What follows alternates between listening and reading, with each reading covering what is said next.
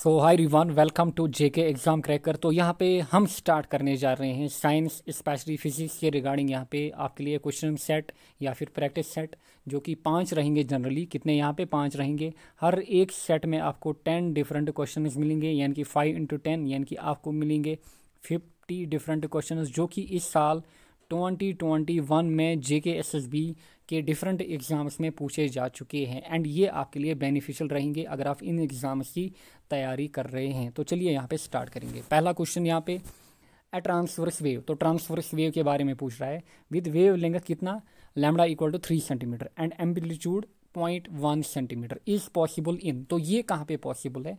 तो generally 2 type की waves होती हैं, ट्रांसवर्स वेव्स एंड यहाँ पे क्या होती है, लॉन्गिट्यूडनल वेव्स। जो ट्रांसवर्स वेव्स होती हैं ये जनरली हम कहाँ पे देखते हैं, ये जनरली किन में फॉर्म होते हैं, सॉलिड्स में। एंड कभी कभार या हम बोलें ये पार्शली आपको कहाँ पे दिखेंगी, लिक्विड्स में। एंड ये जो लॉन्गिट्यूडनल हैं ये आपको तीनों में दिखेंगी। तो मेनली जो ट्रांसवर्स वेव्स हैं कहाँ पे आपको दिखेंगी, सॉलिड्स में दिखेंगी। तो वाटर, ग्लिसरीन, एयर, ये तीनों क्या है यहाँ पे, ये तीनों है यहाँ पे लिक्विड फॉर्म में, या मैं बोलूँ यहाँ पे ये है फ्लूइड की फॉर्म में। तो ऑप्शन डी यहाँ पे करेक्ट रहेगा, यानी कि कॉपर यहाँ पे करेक्ट रहेगा, क्योंकि ये एक ही यहाँ पे सॉलिड है। नेक्स्ट क्वेश्चन यहाँ पे, under clear sky conditions the daily average of solar energy that is received in India varies from. तो आपको बोलना है, डायरेक्ट डेटा बेस्ड क्वेश्चन है। अगर आपको पता होता तो नहीं कर पाते, अगर आपको पता होता तो कर पाते, अगर नहीं तो नहीं कर पाते, क्योंकि ये डेटा बेस्ड है, इसमें कोई भी कॉन्सेप्ट लगाना नहीं था। तो इसका जो यहाँ पे आंसर रहेगा that is 4 to 7 kilowatt per metre square. Next question यहाँ पे, the statement of Newton second law. तो न्यूटन सेकंड लॉ हम जानते हैं, वो कहता है F is directly proportional to dp/dt, या फिर कुछ बंदे बोलेंगे वो होता है F = ma, that is same and one thing.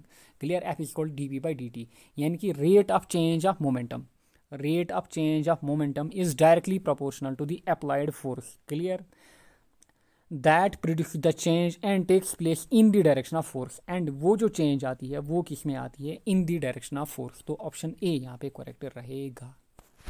Next question यहाँ पे, ए पार्टिकल ऑन एक्स एक्सिस। तो यहाँ पे हम लेते हैं डिफरेंट कोऑर्डिनेट्स, हम यहाँ पे बनाएंगे x = 0 1 2 3 4 5 6। क्लियर, तो ये क्या बोल रहा है, देखिए यहाँ पे, a particle moves on x axis starting from x = 1। Clear, तो ये लास्ट ईयर मार्च में पूछा गया था JKSSB में। तो ये स्टार्ट कर रहा है एट x = 1, तो मैं बोलूँगा ये एट x = 1।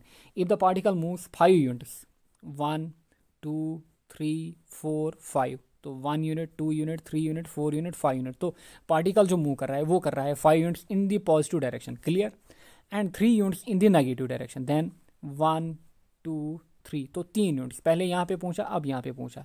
तो ये आपसे बोल रहा है देन दी पाथ लेंथ। तो पाथ लेंथ की जब भी बात हो तो पाथ लेंथ किस को डिफाइन करती है, पाथ लेंथ डिस्टेंस को डिफाइन करती है। एक होती है डिस्टेंस, दूसरा होता है डिस्प्लेसमेंट। क्लियर, तो जो डिस्टेंस होती है हम बोलते हैं टोटल पाथ लेंथ ट्रैवलड, या फिर total path travelled by body. कितना टोटल कवर किया आपने, आप लेफ्ट जाते हो, राइट जाते हो, फिर रिटर्न आते हो, तो आपने कितना टोटल कवर किया, तो वही होता है पाथ लेंथ या फिर डिस्टेंस। तो ये कितना इस बॉडी ने कवर किया, पहले यहाँ पे गए राइट में 5, यानी कि पॉजिटिव डायरेक्शन में 5, फिर लेफ्ट वर्ड आई यानी कि नेगेटिव डायरेक्शन में, फिर 3, यानी कि 5 + 3 यहाँ पे करेक्ट रहेगा। Next, A sinusoidal wave is given by a function y = x(t). Clear, y = ये बोल रहा है y = y ऑफ, सॉरी यहाँ पे y ऑफ x, t, ये आपको फंक्शन है। Clear, equal to 0.1 sin 2x - 3t + π/4, यानी कि फेस यहाँ पे। तो देखिए, द एंगुलर वेव नंबर आपसे पूछ रहा है कि एंगुलर वेव नंबर की क्या होगा। तो आपको यहाँ पे क्या पता होना चाहिए था, आपको यहाँ पे जनरल इक्वेशन पता होनी चाहिए थी। वो क्या होती है, y of x, t = clear a sin, clear a sin kx - ωt, kx - ωt। तो a कितना यहाँ पे 0.1, यानी कि एम्पलीट्यूड, एंड k कितना यहाँ पे, k यहाँ पे 2। क्लियर, आई होप आपको समझ में आया होगा। डायरेक्ट यहाँ पे अगर आपको इक्वेशन पता होती तो आपको खाली यहाँ पे क्या करना था, यहाँ पे पहचानना था। तो k = 2 यहाँ पे। नेक्स्ट क्वेश्चन यहाँ पे, in a DC motor the coil is connected to a split ring. Clear, of dia 4 mm what is the function of split ring. तो आपसे पूछ रहा है कि स्प्लिट रिंग की फंक्शन क्या है। तो स्प्लिट रिंग का काम होता है जो करंट होती है ना, करंट की जो डायरेक्शन है उसको चेंज करना है, यानी कि रिवर्सिंग द करंट। क्लियर। तो यहाँ पे देखेंगे हम to change the direction of current through the coil. Clear. तो देखिए यहाँ पे ये है यहाँ पे स्प्लिट रिंग। नेक्स्ट क्वेश्चन यहाँ पे a car is moving at a speed of 40 kilometre per our.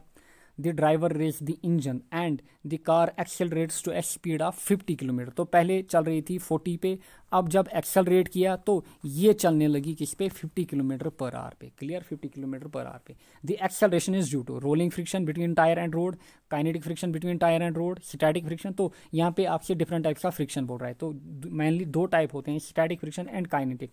Kinetic में फिर रोलिंग एंड यहाँ पे स्लाइडिंग फ्रिक्शन निकल आता है। क्लियर।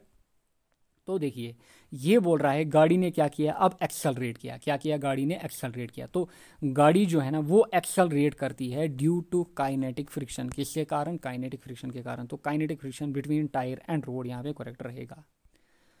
अगर आपको किसी भी टाइप की प्रॉब्लम हो रही है साइंस में, you can also visit my channel target brains. वहाँ पे पूरा साइंस को कंप्लीट किया है, स्पेशली जेके FAA के लिए। तो you can visit their target brains. Next question यहाँ पे question number 8। An object with mass कितना, 500 gram, is moving in a circular orbit. तो ये है कोई सर्कुलर पाथ। तो यहाँ पे कोई बॉडी है, तो ये बॉडी यहाँ पे मूव कर रही है सर्कुलर पाथ में। क्लियर। सर्कुलर पाथ में। अब आपको क्या बोल रहा है, ये जो रेडियस है इस पाथ का वो कितना है, 2 metre at a constant speed. यानी कि जो कॉन्स्टेंट स्पीड है यहाँ पे, स्पीड कितनी है, 10 सेंटीमीटर पर सेकंड, यानी कि 10 सेंटीमीटर पर सेकंड से जा रहा है। The correct expression for centripetal acceleration. अब सेंट्रीपिटल एक्सेलरेशन क्या होती है, वो एक्सेलरेशन जो कि डायरेक्टेड किधर होती है, सेंटर की ओर। क्या डायरेक्टेड होती है, सेंटर की ओर। तो ये आपको निकालना है। तो ये कितनी होती है, सेंट्रीपिटल एक्सेलरेशन होती है v²/r। कितना, v²/r। तो एक तो स्पीड पे डिपेंडेंट है, दूसरा यहाँ पे रेडियस पे डिपेंडेंट है। अब हम देखते हैं जो स्पीड दी है। तो इसने स्पीड कितनी दी है यहाँ पे, 10 सेंटीमीटर पर सेकंड। एंड जो रेडियस दिया है वो दिया है 2 मीटर। क्लियर। तो यहाँ पे हम सेंटीमीटर को किस में कन्वर्ट करेंगे, मीटर्स में। तो हम लिखेंगे यहाँ पे 10/100 मीटर पर सेकंड। क्या लिखेंगे, 10/100 मीटर पर सेकंड। अब हम यहाँ पे डायरेक्ट इक्वेशन में पुट करेंगे। तो जो यहाँ पे सेंट्रीपिटल एक्सेलरेशन है ये होगी v की जगह 10/100 यानी कि मीटर पर सेकंड में, होल स्क्वायर। क्लियर। क्योंकि v² है ना, /2। अब हम लिखेंगे इसको 10 × 10 whole divided by 100 × 100 whole divided by 2। यहाँ पे होल डिवाइडेड बाय 2। तो ऑप्शन देखिए यहाँ पे आपको यहाँ पे कैलकुलेशन नहीं करनी थी बल्कि आपको एक्सप्रेशन में पुट करना था। तो देखिए ऑप्शन 1 यहाँ पे मैच कर रहा है, 10 × 10 divide by 100 × 100 divide by whole 2 यहाँ पे। नेक्स्ट क्वेश्चन यहाँ पे in longitudinal waves the direction of vibration in medium of particles. तो देखिए डायरेक्ट ये है यहाँ पे कोई लॉन्गिट्यूडनल वेव एंड ये है यहाँ पे कोई ट्रांसवर्स वेव। तो ट्रांसवर्स वेव देखिए ये है यहाँ पे direction of propagation of wave, ये है यहाँ पे direction of propagation of wave. अब जो ट्रांसवर्स वेव होती है इनमें जो पार्टिकल्स होते हैं वो यूं वाइब्रेट कर रहे हैं, यानी कि वो क्या बनाते हैं, वो जो vibration and direction of motion के बीच जो एंगल बनता है वो कितना बनता है, 90 डिग्री और परपेंडिकुलर। अब यहाँ पे देखिए यहाँ पे कहाँ पे, लॉन्गिट्यूडनल वेव में ये है डायरेक्शन ऑफ वेव एंड जो पार्टिकल्स हैं ना वो इसी डायरेक्शन में वाइब्रेट करते रहते हैं, इसी डायरेक्शन में वाइब्रेट करते रहते हैं, यानी कि पैरेलल डायरेक्शन में। क्लियर। तो यहाँ पे रहेगा parallel to propagation of wave, यहाँ पे करेक्ट रहेगा। लास्ट क्वेश्चन यहाँ पे which direction is indicated by thumb in Fleming's left hand rule. Clear. तो यहाँ पे मैं वीडियो को पॉज करूँगा क्योंकि अभी अजान हो रही है। तो देखिए यहाँ पे ये बोल रहा है कि जो फ्लेमिंग्स लेफ्ट हैंड रूल है इसमें जो थंब है ये कौन सी डायरेक्शन को इंडिकेट करता है। क्लियर। तो देखिए यहाँ पे ये है कंडक्टर, कंडक्टर को आपको किस, जो कंडक्टर है ना तो ये आपको देगा क्या, direction of current. Clear. And जो ये वाला फिंगर है जो कि परपेंडिकुलर है किसके, कंडक्टर के, ये देगा आपको मैग्नेटिक फील्ड। एंड जो थंब है ना ये देगा आपको डायरेक्शन ऑफ फोर्स या फिर डायरेक्शन ऑफ थ्रस्ट यहाँ पे, या फिर हम बोलेंगे ये देगा आपको क्या, मोशन ऑफ कंडक्टर। तो आई होप आपको ये चीज़ें अच्छे से समझ में आई होंगी, आपने जो भी कॉन्सेप्ट है यहाँ पे नोट डाउन किए होंगे। क्लियर। तो यहीं पे मैं अपने सेशन को एंड करूँगा, मिलेंगे हम नेक्स्ट लेक्चर में। Till then take care, bye bye. Hello guys, welcome to JK exam cracker. And हम जो है आपको पता है कि जैसे कि टेस्ट सीरीज़ हमारी तरह से मतलब जो क्वेश्चंस का हमारा सिलसिला शुरू हुआ है, तो बढ़िया बढ़िया क्वेश्चंस आपके लिए लेके आए हैं और हमारे साथ बने रहिएगा। हमारे बहुत सारे वीडियोस आने वाले हैं, डिफरेंट अब मिक्स क्वेश्चंस हम आपको करा रहे हैं यहाँ पे। पूरा जो जेके एसएसबी का बायोलॉजी का सिलेबस है, मेरा मानना है कि लगभग मैंने 50 क्वेश्चंस का सेट बनाया है। लगभग अब 50 क्वेश्चन, यू में इमेजिन 50 क्वेश्चंस में से 2-3 क्वेश्चंस का तो ज़रूर चांस बनेगा। एंड मैंने अपनी तरफ से फुल कोशिश की है कि मैं बढ़िया से बढ़िया क्वेश्चन ला सकूं। एंड ये क्वेश्चंस तो है ही हैं, प्लस हमने और क्वेश्चंस अपलोड कर रखे हैं, कुछ हमारे पेड कोर्सेज पे, कुछ आपका जो हमने जब मैंने लेक्चर्स लिए थे उसके साथ भी मैंने एमसीक्यूज प्रैक्टिस करवाता रहा हूँ। तो गाइज मतलब लाइक अगर आप ये सब प्रैक्टिस कर लोगे तो बढ़िया रहेगा। मतलब आपका एग्जाम का बायो मतलब यहीं से कवर हो जाएगा विद एमसीक्यूज, ठीक है। थ्योरी का भी आई गेस आपको फिर जरूरत नहीं पड़ेगा, सिर्फ क्वेश्चन से ही आपका कवर हो जाएगा, दैट्स माय गारंटी। सो बनी रहिए। चलिए, और स्कोर कमेंट सेक्शन में लिखना ना भूलें। कमेंट करोगे तो मुझे लगेगा कि हाँ मेरी मेहनत कहीं काम आ रही है और मैं नेक्स्ट वीडियोस भी अपलोड जल्द से जल्द करेंगे। फिर अदरवाइज हमें भी थोड़ी डीमोटिवेशन हो जाती है अगर आप कमेंट ना करें। तो अच्छे कमेंट करो, बाकी कोई सजेशन देना चाहते हो तो वो भी दे सकते हो।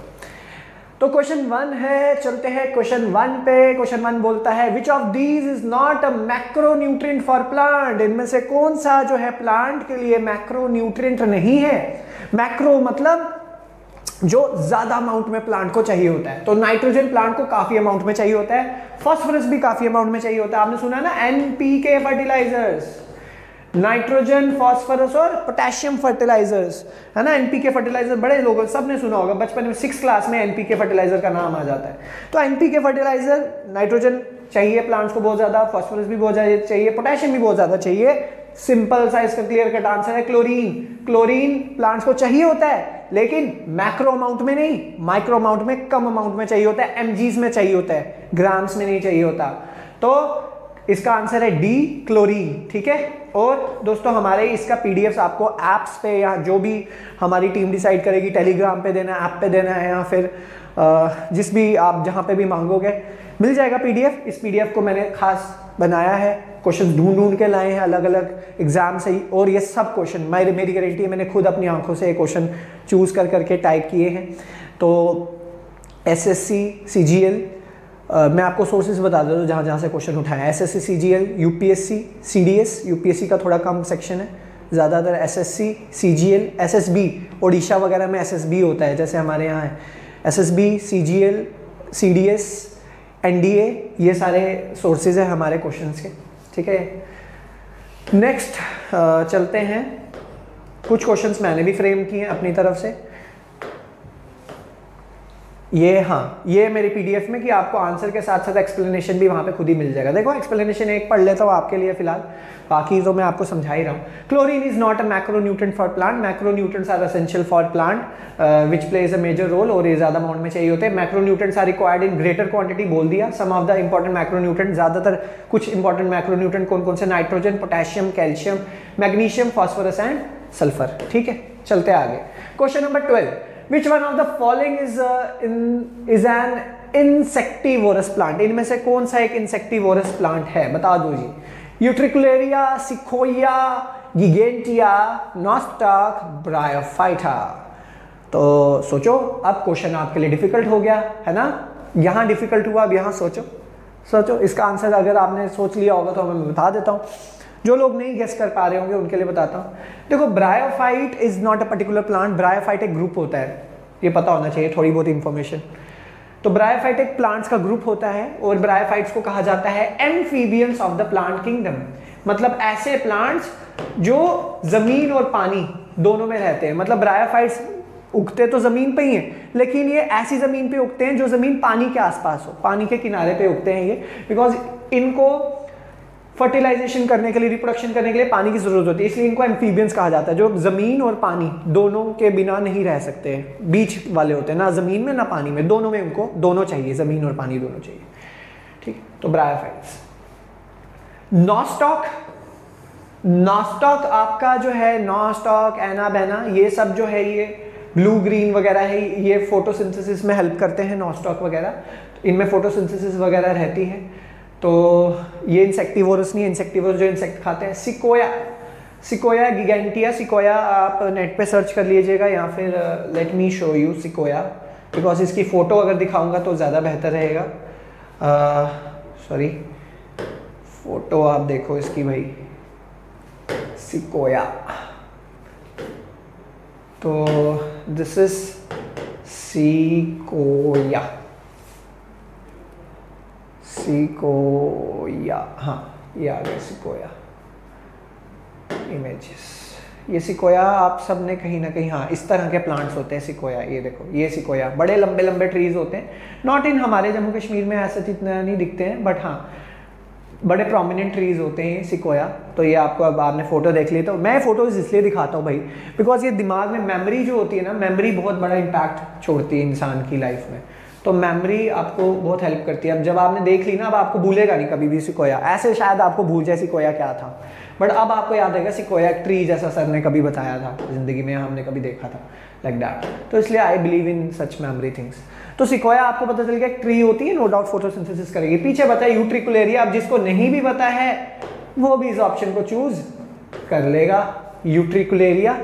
तो यूट्रिकुलेरिया आपका करेक्ट आंसर है, आंसर है ए। तो ए यूट्रिकुलेरिया एक इंसेक्टिवोरस प्लांट है। इसकी फोटो अब आप देख लेना प्लीज, ठीक है।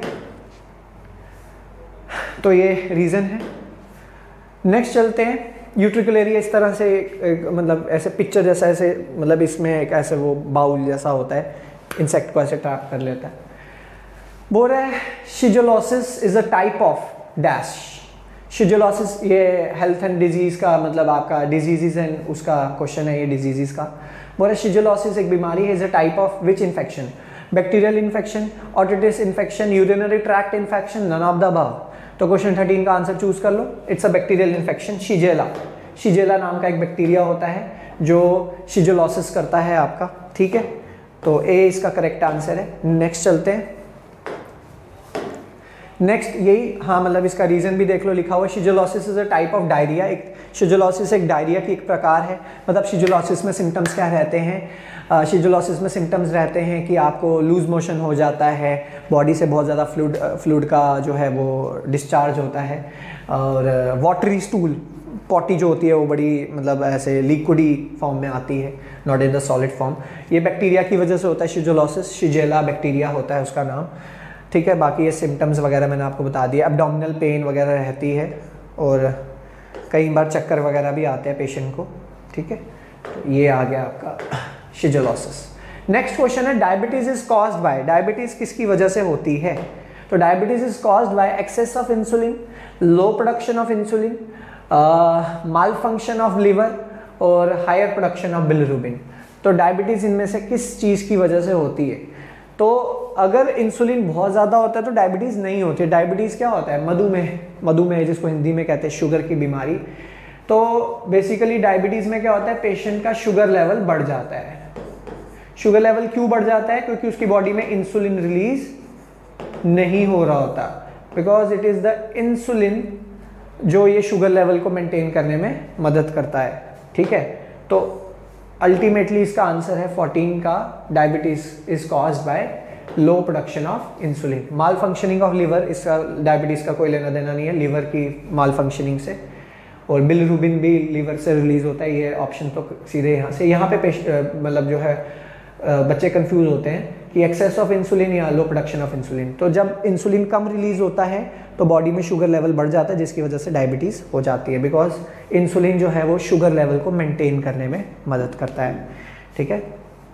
तो ये देख लिया आपने, बी इसका करेक्ट आंसर है 14 का बी। नेक्स्ट चलते हैं हम लोग।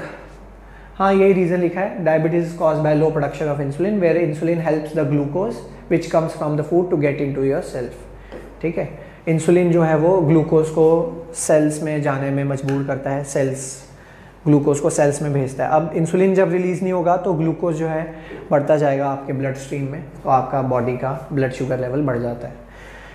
Question 15, dissolved oxygen in rivers is close to dash parts per million. जो रिवर्स में डिजॉल्व्ड ऑक्सीजन होती है उसका वैल्यू कितना रहता है पार्ट्स पर मिलियन? मतलब रिवर का जो है, हम अगर हम उसका कुछ सैंपल उठाएं तो उसके मिलियंस, मतलब अगर हम उसके कम मतलब मिलियन पार्ट अगर हम बनाएं उसके, फॉर एग्जांपल उसको डिवाइड कर दें कि इतना सैंपल लिया 1 लीटर, तो 1 लीटर का 1 मिलियन हिस्सा कितना होगा, जो भी होगा, तो उसमें डिज़ोल्व ऑक्सीजन की अमाउंट कितनी रहती है, मतलब डिज़ोल्व ऑक्सीजन के कितने पार्ट्स रहते हैं, कितना क्वांटिटी रहता है इसका।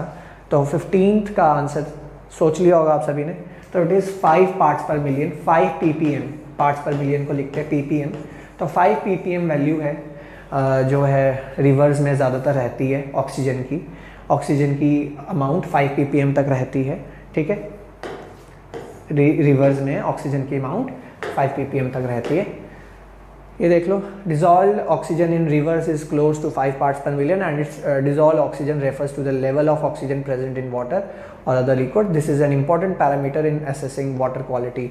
अब ये जो अमाउंट है ना कि रिवर्स में जो ऑक्सीजन का लेवल 5 ppm रहता है, तो ये एक इम्पॉर्टेंट पैरामीटर है क्या डिटेक्ट करने के लिए, रिवर में पॉल्यूशन डिटेक्ट करने के लिए। अगर 5 ppm से कम हो जाती है वैल्यू, मतलब पॉल्यूशन बढ़ रहा है, रिवर्स में पॉल्यूशन बढ़ रहा है, दैट्स इट। क्लियर है? क्यों? बिकॉज दोस्तों जब पॉल्यूशन बढ़ता है ना तो ऑक्सीजन का अमाउंट कम हो जाता है रिवर्स में। इतनी सिंपल भाषा में इतनी बात याद रखना बस। जब भी पॉल्यूशन बढ़ेगा तो ये ऑक्सीजन का जो कंटेंट है, ऑक्सीजन का अमाउंट है, वो कम हो जाता है, ठीक है। नेक्स्ट चलते हैं, in which form is glucose stored in our body. Glucose हमारी बॉडी में किस फॉर्म में स्टोर होता है? तो अंडरस्टूड सी बात है, इसका क्लियर आंसर है ग्लाइकोजन। ग्लूकोज हमारी बॉडी में ग्लाइकोजन की फॉर्म में स्टोर हो जाता है, ग्लाइकोजन में कन्वर्ट हो जाता है और ग्लूकोज जो हमारी बॉडी में ग्लाइकोजन की फॉर्म में कन्वर्ट होता है। तो क्वेश्चन 16 का सी आंसर है।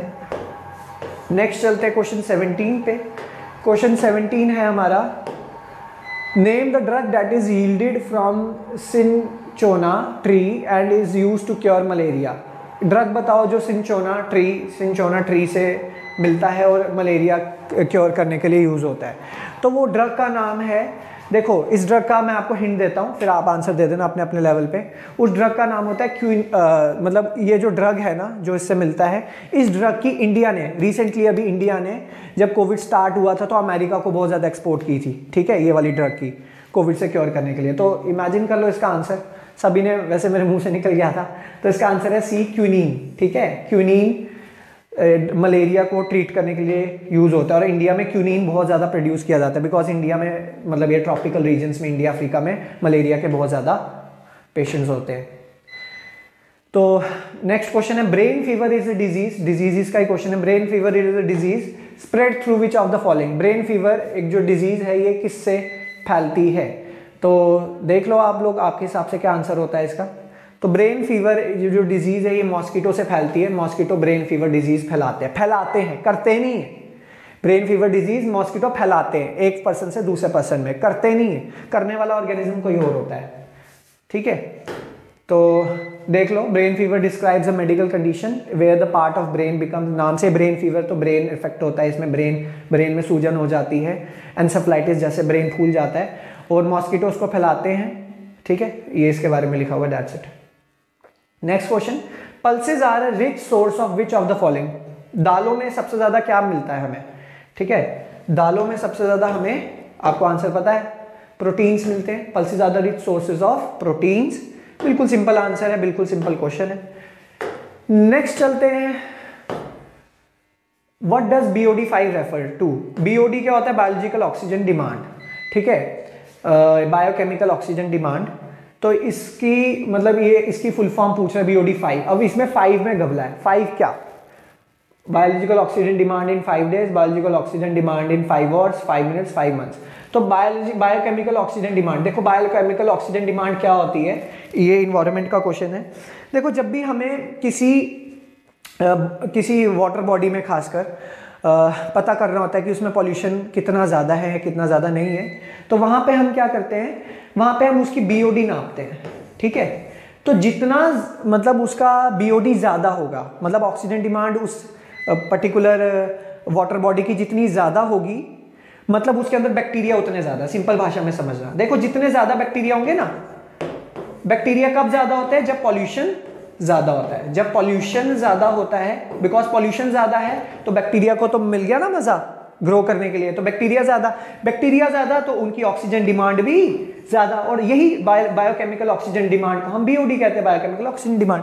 अब ये मेजर की जाती है 5 दिनों में, 5 दिनों के अंदर टेस्ट होता है इसका, और इसी को BOD 5 कहते हैं, दैट्स इट। और BOD 5 अगर बहुत ज़्यादा निकले मतलब पॉल्यूशन उस जगह पे बहुत ज़्यादा है, समझ आई।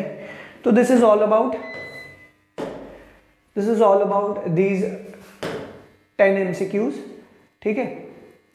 तो बने रहिएगा हमारे साथ, बहुत ज़्यादा इंटरेस्टिंग क्वेश्चंस और बहुत अच्छे क्वेश्चंस मैं लेके आने वाला हूँ नेक्स्ट वीडियोस में, बने रहिएगा।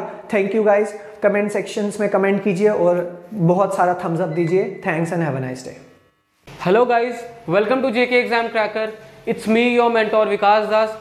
तो गाइज इससे पहले जो आपने वीडियोस की हैं वो आपने फिजिक्स की और बायोलॉजी की कर ली होंगी, जिसमें आपने ऑब्जेक्टिव सेशंस किए होंगे, ठीक है। तो आज की जो वीडियो है वो आपकी केमिस्ट्री सेशन के ऊपर है, और मैं 10 बहुत अच्छे केमिस्ट्री के ऑब्जेक्टिव्स लाया हूँ आपके लिए। और खासकर आपको एक बात मैं बता दूं कि ये जो आपके ऑब्जेक्टिव्स मैं लेके आया हूँ आपके लिए, ये सारे के सारे ऑब्जेक्टिव प्रीवियस जो एग्जाम हुआ था कश्मीरी माइग्रेंट्स का, उनके जो मार्च में एग्जाम हुआ था उसके सारे के सारे क्वेश्चंस लाया हूं मैं। तो आज की वीडियो स्टार्ट करते हैं बिना डिले किए हुए। तो 10 ऑब्जेक्टिव्स जो है वो करते हैं। सबसे पहले फर्स्ट क्वेश्चन इज, आप देख रहे होंगे जैसा कि आपको स्क्रीन पे दिख रहा होगा, which one of the following reaction is a balanced reaction, ठीक है गाइस। तो बैलेंस्ड रिएक्शन आपकी क्या होती है, बैलेंस्ड रिएक्शन को करने के लिए,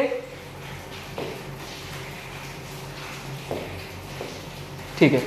तो गाइस बैलेंस रिएक्शन क्या होती है, बैलेंस रिएक्शन आपकी वो रिएक्शंस होती हैं जिसमें रिएक्टेंट में जो नंबर ऑफ एटम्स का या जो नंबर ऑफ मोल्स होते हैं वो बराबर होते हैं नंबर ऑफ एटम्स या मोल्स के जो प्रोडक्ट साइड पे होते हैं। मतलब कि क्या, कि अगर आपके number of atoms reactant side के बराबर हो, किसके साथ, प्रोडक्ट साइड के साथ, ठीक है। अब प्रोडक्ट और रिएक्टेंट क्या होता है, मैं आपको एक इक्वेशन लिख के बताता हूँ। फॉर एग्जांपल C+O2, ठीक है, गिव्स अस CO2, बहुत बेसिक एग्जांपल। ये जो C+O2 है ना गाइस, ये रिएक्टेंट्स हैं, और ये जो CO2 बन रहा है ये प्रोडक्ट है। जो फिनिश्ड प्रोडक्ट होता है हमारे पास उसको प्रोडक्ट बोलते हैं, ठीक है गाइस। अब यहाँ पर हमने सवाल में देखना है कि इसमें से कौन सा बैलेंस्ड केमिकल रिएक्शन है। सबसे पहला ऑप्शन देखते हैं, क्या ये बैलेंस्ड केमिकल इक्वेशन है या केमिकल रिएक्शन है। Cu + Cl + Cl + CuCl। यहाँ पर आप देख रहे हो कि यहाँ पर ना कोई एरो दिया है, ना ही कोई रिएक्टेंट बताया है, ना ही कोई प्रोडक्ट बताया है। तो मैं ये सारा का सारा जो साइड है ये मैं रिएक्टेंट कंसीडर करूंगा, तो ये ऑप्शन करेक्ट नहीं है, ठीक है गाइस। क्योंकि यहाँ पर बैलेंसिंग तो दूर की बात है, ये first of all chemical equation ही नहीं है। जैसे मैंने ये लिखी ना, इस तरीके का मैंने लिखा था, तो this is called chemical equation, ठीक है। ये जो मैंने आपको लिखा था ना, this is called chemical equation, वो तो केमिकल इक्वेशन ही नहीं है। देन सेकेंड ऑप्शन इज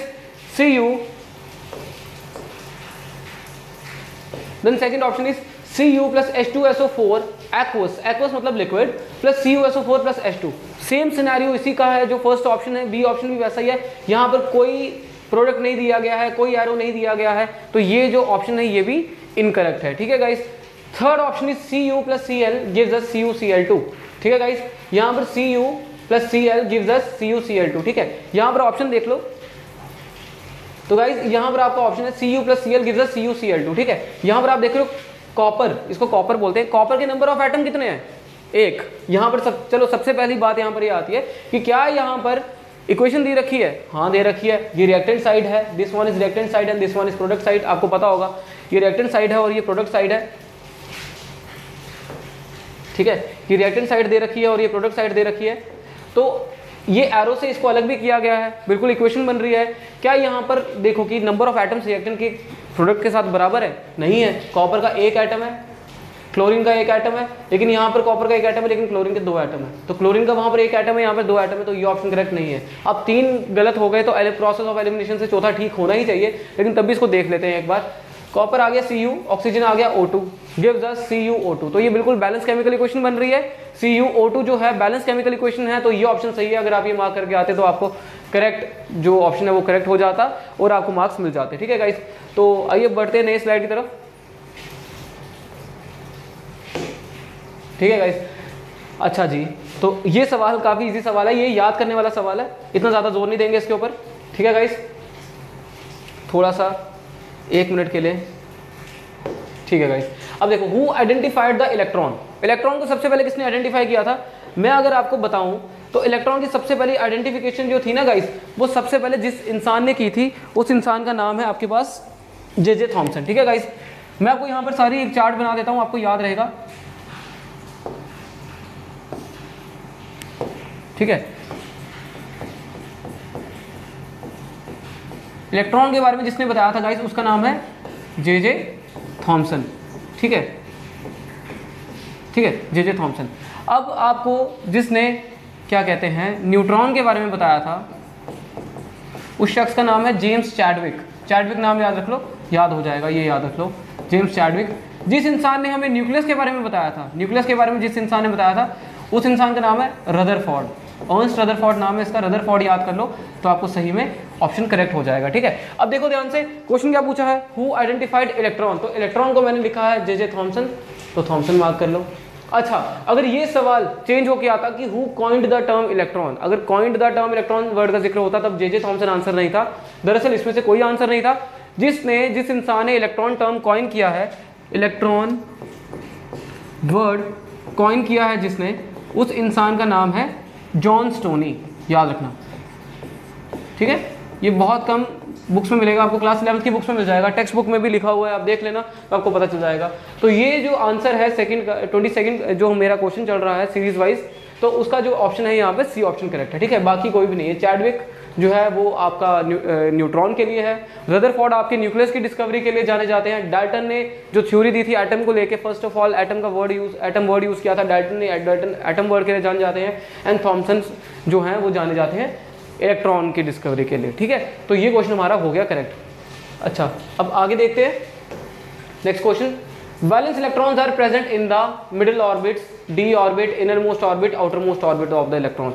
अगर आप सही में देखेंगे कि इस क्वेश्चन का आंसर क्या है तो आपको पता चलेगा कि वैलेंस इलेक्ट्रॉन क्या होते हैं। मैं आपको बना के दिखाता हूँ,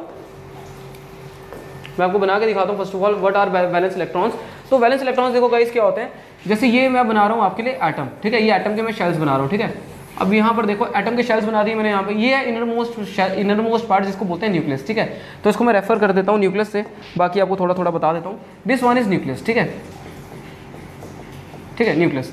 अब ये जो है शेल्स है जहाँ पर इलेक्ट्रॉन्स प्रेजेंट होते हैं। ठीक है, यहाँ पर भी होंगे, यहाँ पर भी होंगे। इसने बोला कि वैलेंस इलेक्ट्रॉन्स, अब यहाँ इलेक्ट्रॉन्स यहाँ पर भी हैं, यहाँ पर भी हैं, लेकिन इसने एक वर्ड दिया है वैलेंस। यहाँ पर आप वर्ड देखोगे, वर्ड वैलेंस इज यूज्ड। तो जो वर्ड वैलेंस होता है उसका मतलब होता है कि आउटर मोस्ट, सबसे एंड वाले, मतलब कि इलेक्ट्रॉन्स ये भी हैं लेकिन ये भी हैं, उसके अलावा जो ये इलेक्ट्रॉन्स है, इसके अलावा इसने पूछा वैलेंस इलेक्ट्रॉन्स। जो वैलेंस इलेक्ट्रॉन्स है वो यहाँ पर आउटर मोस्ट कौन से हैं, ये वाले, ये हो गया, ये हो गया, ये हो गया, या ये हो गया, ये हो गया, ये हो गया। तो ये सारे के सारे कौन से इलेक्ट्रॉन्स है, वैलेंस इलेक्ट्रॉन्स। ठीक है, तो आप देख लेना एक बारी। ठीक है, ये देख लेना। तो इसका जो आंसर है अब आपको पता चल ही गया होगा कि वैलेंस इलेक्ट्रॉन्स कहाँ होते हैं, outer most orbit of the atom. ठीक है, तो ये आपका ऑप्शन करेक्ट हो जाएगा अगर आप मार्क करके आ जाओगे। ठीक है, तो गाइज आगे की तरफ थोड़ा करते हैं। क्वेश्चन नंबर 24, एक सेकंड दे दो आप तब तक क्वेश्चन रीड कर लो। ठीक है, तो क्वेश्चन नंबर 24 काफी अच्छा सवाल है। Atoms of different elements with different atomic number which have the same mass number are known as. अच्छा जी, काफी अच्छा क्वेश्चन है, थोड़ा ध्यान से देखेंगे। थोड़ा कलर में थोड़ा सा कर देता हूँ, देखते हैं किस कलर में मजा आ रहा है, इस कलर में थोड़ा सा अच्छा रहेगा। ठीक है गाइस, देखो ध्यान से। Atom of different elements with different atomic numbers which have the same mass number are, मतलब दो अलग एटम है। Let us assume this is atom A and this is atom B. ठीक है, अब इसका एटॉमिक नंबर जो है ना, एटॉमिक नंबर वो क्या है, डिफरेंट है, मतलब इसका एटॉमिक नंबर इससे डिफरेंट है, मतलब मैच नहीं करता। लेकिन जो मास नंबर है, मास नंबर मतलब जो मास है वो इसका बराबर है इससे। जैसे एग्जांपल के तौर पे आर्गॉन का नंबर है 18 लेकिन मास है 40, कैल्शियम का नंबर है 20 लेकिन मास है 40। क्या यहाँ पर अगर आप एक चीज़ नोटिस करोगे, क्या यहाँ पर आर्गॉन का जो नंबर है, एटॉमिक नंबर है, क्या वो कैल्शियम के एटॉमिक नंबर के बराबर है? बिल्कुल नहीं है। आर्गॉन का एटॉमिक नंबर 18 है, कैल्शियम का 20 है, लेकिन मास नंबर बराबर है ना, 40-40। ठीक है, तो ऐसे एलिमेंट्स, ऐसे एटम्स, ऐसे ग्रुप ऑफ एटम्स जिसका एटॉमिक नंबर डिफरेंट हो पर मास नंबर सेम हो, उनको बोलते हैं आइसोबार्स। तो यहाँ पर आइसोबार्स ऑप्शन क्लिक करना। आइसोटोप्स बता देता हूँ क्या होते हैं। आइसोटोप्स होते हैं इसका उल्टा, मतलब कि क्या, कि जिसका एटॉमिक नंबर बराबर हो पर मास नंबर डिफरेंट हो। फॉर एग्जांपल कार्बन के आइसोटोप में मैं बनाता हूँ, कार्बन एक C6 के 2 आइसोटोप होते हैं, कार्बन 12 होता है, कार्बन 14 होता है, तो यहाँ पर एटॉमिक नंबर सेम है लेकिन मास नंबर डिफरेंट है, ठीक है ना। तो इस तरीके के एटम्स, ग्रुप ऑफ एटम्स को हम बोलते हैं आइसोटोप्स, लेकिन इस क्वेश्चन का जो आंसर है वो है आइसोबार्स, ठीक है। थोड़ा सा देख लेना इसको। नेक्स्ट क्वेश्चन की तरफ मूव ऑन करते हैं, ठीक है गाइस। तो which one of the following reaction is a combination reaction, ठीक है। Which one of the following is a combination reaction. Combination reactions कौन सी रिएक्शंस होती हैं दोस्तों? कॉम्बिनेशन रिएक्शंस वो रिएक्शंस होती हैं जिसमें दो रिएक्टेंट कंबाइन होते हैं to form a single product, ठीक है। मतलब एक आपको बेसिक सी डेफिनेशन बताता हूं। For example A plus B are getting combined to form AB। आप कोई भी बुक खोलोगे उसमें डायग्राम बनी होगी, A एलिमेंट दिया होगा प्लस B दिया होगा, ये दोनों जुड़ेंगे तो A B आपस में जुड़ जाएगा, ठीक है। ये A ये B ये AB आपस में फॉर्म हो जाएगा। तो ये जो है ये कॉम्बिनेशन रिएक्शंस होती हैं, ठीक है। ये आपने थोड़ा देख लेना है। तो यहाँ पर आपने देखने का कौन सा ऑप्शन करेक्ट है। इसका उल्टा जो होता है जिसमें एक एलिमेंट टूटता है दो में, उसको बोलते हैं डीकम्पोजिशन। तो फर्स्ट ऑप्शन में तो डीकम्पोजिशन रिएक्शन हो रही है, देखो ध्यान से हो रही है। वाटर इज गेटिंग हाइड्रोलाइज्ड या इलेक्ट्रोलाइज्ड, कुछ भी बोल सकते हो। H2O टूट रहा है 2H2 प्लस O2 में, ये ऑप्शन नहीं है। दूसरा वाला option CaO plus H2O gives us CaOH twice, ठीक है। ये कॉम्बिनेशन रिएक्शन है, इसको मार्क कर देते हैं। क्यों? क्योंकि देखो ना, CaO is getting combined with H2O to form calcium hydroxide. इसको हम स्लेक्ड लाइन भी बोलते हैं, कॉमन लैंग्वेज में स्लेक्ड लाइन, याद रखना, स्लेक्ड लाइन भी बोलते हैं, ठीक है। और जो CaO है उसको हम क्विक लाइन भी बोलते हैं, QUICKLIME, देख लेना आप। तो ये ऑप्शन करेक्ट है, बाकी ऑप्शन को देखो ही नहीं, क्योंकि ये भी डिकम्पोजिशन है, ये भी गलत हो गया, ये ऑप्शन पॉसिबल नहीं है। तो ये वाला सवाल इधर ही खत्म हो जाता है, ठीक है दोस्तों। तो नेक्स्ट वीडियो की तरफ चलते हैं, नेक्स्ट क्वेश्चन की तरफ चलते हैं। तो नेक्स्ट क्वेश्चन हमारा देखेंगे तो 26, which one of the following represents A correct reaction of metal with water.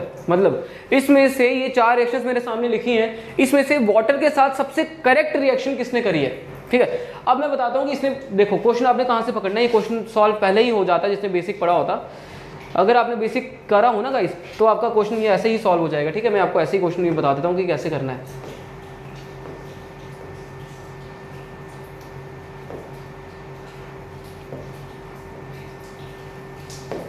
ठीक है, अब देखो ध्यान से गाइस, सबसे पहला ऑप्शन है यहाँ पे 2K plus 2H2O gives us KOH plus H2, ठीक है। मतलब यहाँ पर क्या बोला है, इन्होंने बोला कि पोटेशियम के दो एटम्स रेड करे हैं पानी के साथ to form KOH plus H2। यहाँ पर एक चीज होगी है, यहाँ पर beryllium plus H2O gives us BeO plus H2। Beryllium oxide है, नाइट्रोजन ऑक्साइड है और ये लेड ऑक्साइड है, ठीक है। यहाँ पर चार ऑप्शन है। यहाँ पर एक चीज नोटिस करना, बहुत कॉमन सी आपको चीज बता रहा हूँ, एक समझा रहा हूँ कि जब कभी भी इसने यहाँ पर क्वेश्चन दिया हुआ कि मेटल रिएक्टिंग विद वाटर, तो जब कभी भी मेटल्स वाटर के साथ रिएक्ट करता है तो गाइस ये हमेशा हाइड्रोक्साइड बनाता है। क्या बनाता है? हाइड्रोक्साइड। मेटल हाइड्रोक्साइड बोल सकते हैं, जिस मेटल होता है उसका हाइड्रोक्साइड होता है। हाइड्रोक्साइड वो एटम होता है, ग्रुप ऑफ एटम होता है जिसमें OH होता है ना, वो हाइड्रोक्साइड होता है। अब यहाँ पर आप देख लो, आपको दिख रहा होगा हाइड्रोक्साइड यहाँ पर एक ही में प्रेजेंट है, ये इसमें, बाकी में तो ऑक्साइड है ना सारे, तो बाकी सारे ऑप्शन को छोड़ दो, ये टिक कर दो। साथ में इसके पानी हाइड्रोजन गैस भी बनता है, तो वो तो बना ही है साथ में, तो ऑप्शन ए इसका करेक्ट आंसर है, ठीक है गाइस। तो चलते हैं नेक्स्ट क्वेश्चन की तरफ।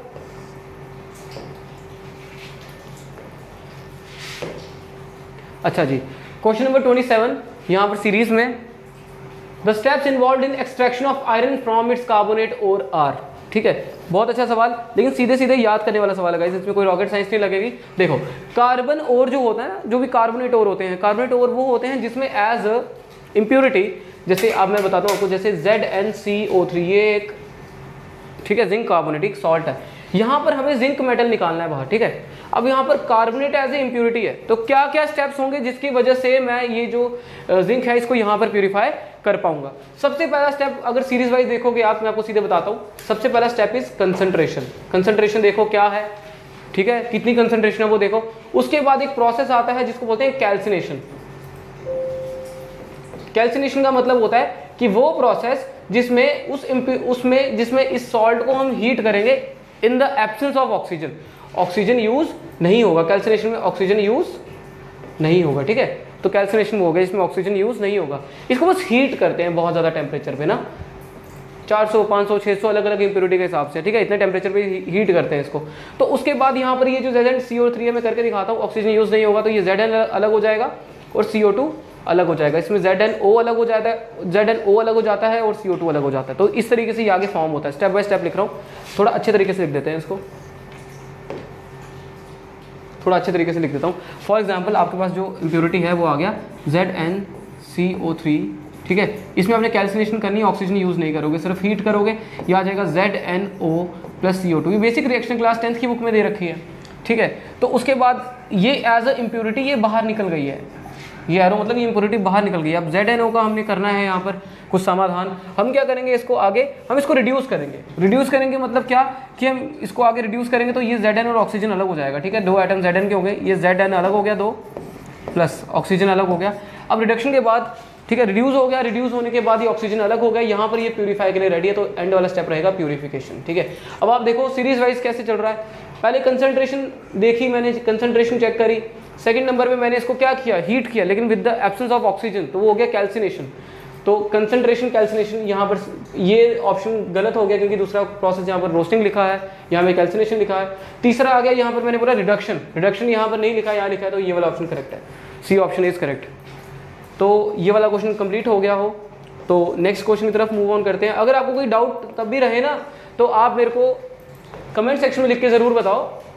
इससे क्या होगा कि मैं कोशिश करूंगा आपकी हेल्प कर दूं। मैं कमेंट सारे आपके ज़रूर पढ़ता हूं, तो अच्छा रहेगा। अगर आपको कोई डाउट या क्वेरी हो तो आप मेरे को पूछ लेना, ठीक है। तो rust is usually reddish brown oxide found by the reaction of iron and oxygen in the catalytic presence of air moisture chemically rust is. अच्छा जी, ये क्वेश्चन वैसा ही है जैसे कोई बड़ी बड़ी बातें फेंकने वाला होता है ना, बहुत बड़ा क्वेश्चन है। आंसर इसका इतना चिंदी सा और इतना आसान आंसर है, मैं आपको बता देता हूँ। यहाँ पर जो देखो क्वेश्चन क्या दे रखा है, क्वेश्चन बोल रखा है कि जो आयरन होता है ना, यहाँ पर मैं आपको वैसा थोड़ा बना के दिखाता भी हूँ कि जैसे मैंने ये आयरन मेटल ले लिया, ठीक है। आयरन मेटल के ऊपर मैंने रेडिश ब्राउन कलर की मैंने यहाँ पर लेयर डाली, ठीक है। ये रेडिश ब्राउन कलर की लेयर आ गई, ठीक है। ये जो लेयर है इस लेयर को क्या बोलते हैं, ये तो रस्ट होती है ना, लेकिन रस्ट का केमिकल फॉर्मूला क्या होता है, ठीक है। रस्ट का केमिकल फॉर्मूला क्या होता है, रस्ट का फॉर्मूला अगर मैं आपको रिएक्शन बता दूं, रिएक्शन कुछ इस तरीके से रहेगी, Fe प्लस ऑक्सीजन, बैलेंस नहीं कर रहा हूँ, plus X times H2O, balance नहीं कर रहा हूँ, बैलेंस देख लेना आप, ठीक है। तो थोड़ा जल्दी में कर लेते हैं। ये आ गया Fe2O3 X टाइम्स H2O, तो कुछ इस तरीके से रहेगा, ठीक है। तो ये जो फॉर्मूला बनाना, ये जंग का फॉर्मूला, ठीक है गाइस, ये रस्ट का फॉर्मूला है। और इस फॉर्मूले को हम बोलते हैं हाइड्रेटेड फेरस ऑक्साइड। क्या बोलते हैं, हाइड्रेटेड फेरस ऑक्साइड, ठीक है। तो ये थोड़ा देख लेना आप, ये जो है इसको बोलते हैं hydrated ferrous oxide, hydrated ferrous oxide, sorry ferric oxide. Ferric oxide होता है Fe2O3। फेरस में जो चार्ज होता है वो +2 रहता है आयरन का, यहाँ पर आयरन का चार्ज जो है +3 है, यहाँ पर ऑक्सीजन का चार्ज -2 है, लेकिन ये +3 चार्ज है, ठीक है। उसको बोलते हैं फेरिक। जब आयरन का चार्ज +3 हो इसको बोलते हैं फेरिक, जब आयरन का चार्ज +2 हो इसको बोलते हैं फेरस, याद रखना, ठीक है, याद रखना। तो यहाँ पर जो सही ऑप्शन है वो आ गया हाइड्रेटेड फेरिक ऑक्साइड, ठीक है। तो ये आपका सही आंसर आ जाता है, ठीक है। तो आगे चलते हैं, क्वेश्चन चेंज, स्क्रीन चेंज। अच्छा जी, which of the following elements have same number of protons and neutrons in their atom. Same number of proton और न्यूट्रॉन होने चाहिए, किस में होंगे, यहाँ पे देख लो, काफी आसान सा सवाल, ठीक है। हाइड्रोजन, हाइड्रोजन में एक प्रोटॉन होता है, नंबर ऑफ न्यूट्रॉन जो होते हैं वो 0 होते हैं। बेरिलियम, बेरिलियम का number, hydrogen helium beryllium, hydrogen helium lithium beryllium, beryllium का नंबर 4। इसके नंबर ऑफ प्रोटॉन्स जो होंगे बेरिलियम के, लेकिन बेरिलियम के देखो ना आइसोटोप्स बड़े होते हैं। एक बेरिलियम का ये वाला आइसोटोप होता है Be8, एक बेरिलियम का ये आइसोटोप होता है Be10। तो हमें पता नहीं है कौन सा पूछा ना, तो इसमें तो बराबर आ जाएंगे 4 और 4, लेकिन इसमें बराबर नहीं आएंगे, तो बेरिलियम भी आंसर नहीं है। यहाँ पर जो सही आंसर है वो है कार्बन। कार्बन का 12 आइसोटोप, क्योंकि कार्बन का 12 और 14 दोनों रहते हैं, तो इसमें जो नंबर ऑफ प्रोटॉन्स रहेंगे वो रहेंगे 6, और जो नंबर ऑफ न्यूट्रॉन्स रहेंगे वो रहेंगे 6। तो यहाँ पर जो ऑप्शन है वो है कार्बन, और कार्बन इसका सही जवाब है, ठीक है। तो आई होप आपको पता चल गया हो। तो ये खत्म करके नेक्स्ट क्वेश्चन, लास्ट क्वेश्चन है हमारा। वीडियो बड़ी सही से आपको समझा रहा हूँ मैं, अभी तक तो अच्छा लग रहा है। देखते हैं, which are the following particles from the anode rays. काफ़ी अच्छा क्वेश्चन है, लेकिन ये कंसेप्ट बेस्ड है, इसमें कंसेप्ट बेस्ड नहीं, ये क्रैमिंग बेस्ड है, ये आपको याद होना चाहिए ना, ठीक है। तो यहाँ पर देखो क्या होने वाला है, यहाँ पे थोड़ा सा मजा आएगा। देखो एनोड रेज में कौन से पार्टिकल्स होते हैं, यहाँ पे याद करने की जरूरत है। जैसे मैं आपको बताता हूँ, 2 तरीके के रेज होते हैं, एक होते हैं कैथोड रेज, एक होते हैं एनोड रेज, ठीक है।